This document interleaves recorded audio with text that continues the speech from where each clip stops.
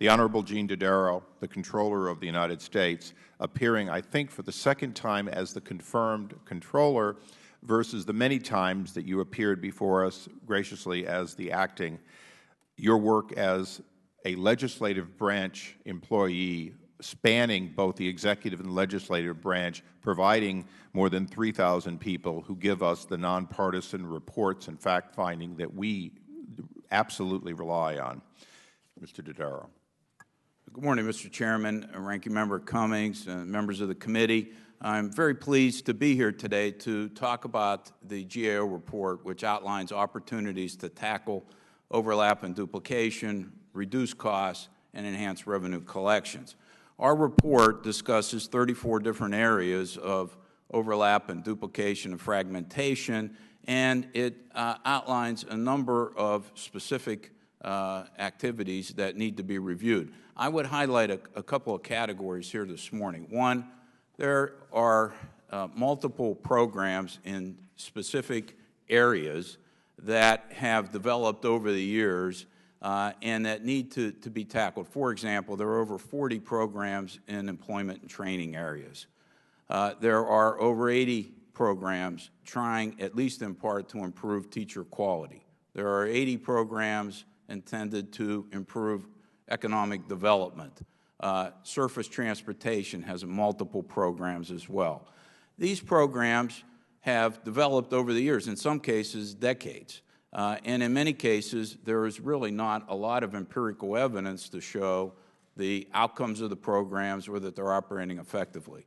This is a perfect opportunity for the Congress and the administration to look at these portfolio of programs that we've outlined in our reports and to begin to rationalize the programs, prioritize what the role of the federal government should be, and give clear directions as to what is to be accomplished through the programs, how to measure their results, and how to streamline delivery systems and also reduce administrative costs. I think there's a lot of opportunities here.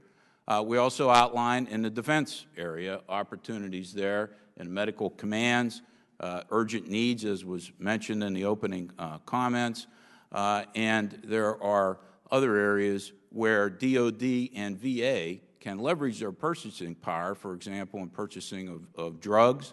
They're also pursuing parallel paths in developing electronic medical records that there are opportunities to conserve and resources and get better results for less cost, we believe.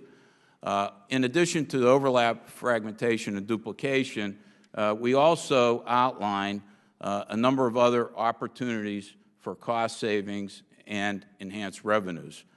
47 areas are outlined in the report. Many of the cost-saving opportunities go to the nuts and bolts of the government and how it operates, as Chairman Davis outlined. There's a need to make sure there's more competition and contracting, that there are fewer contracting vehicles to help reduce the costs.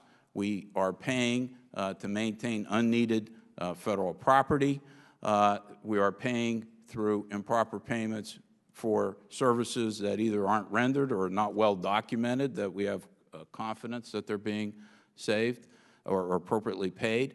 And in the revenue area, there's a yawning gap at the tax level between taxes owed and collected. Last estimate's $290 billion.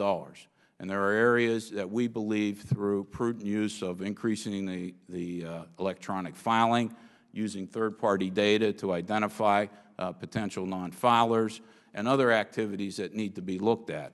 Now, one of the things that we are going to continue to do, since this report is the first report that meets our statutory requirement to annually produce these type of reports, we will be looking at other opportunities going forward.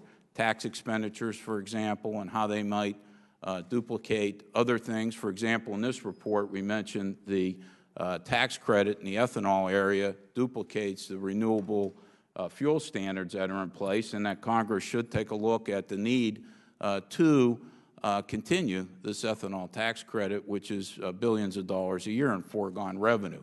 There's potential overlap between tax credits, loan programs, and other federal spending. So we'll be looking at these areas in the future. We already have work underway for our next year's report, and we look forward to working with the Congress to help streamline the federal government's activities to make sure it's operating more effectively, more efficiently, and in the taxpayers' best interest. So, Mr. Chairman, that concludes my opening statement. I'll be happy to answer questions at the appropriate time.